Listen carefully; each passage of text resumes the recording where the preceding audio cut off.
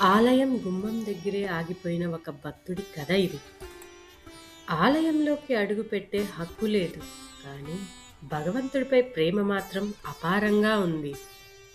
ఆయన పేరే తిరుప్పన్ ఆళ్వార్. కులం దూరం చేసింది. భక్తి దేవుడికి దగ్గర చేసింది. ఆలయానికి బయట నుంచే కళ్ళల్లో నీళ్లతో శ్రీరంగనాథుని పాటలతో పిలిచేవాడు. ఆ భక్తి సాధారణమైనది కాదు. నిశ్శబ్దంగా ఉన్న దేవుణ్ణి కదిలించే శక్తి కలిగినది.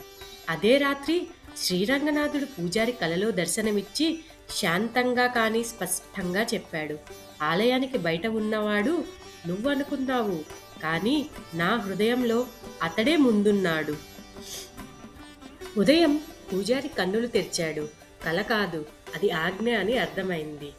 ఆలయ ద్వారాలు తెరుచుకున్నాయి. ఆ భక్తుణ్ణి తన భుజాలపై మోసుకొని నెమ్మదిగా ముందుకు నడిపించాడు.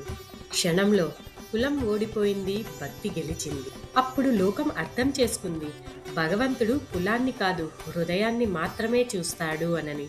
Do like, share and subscribe.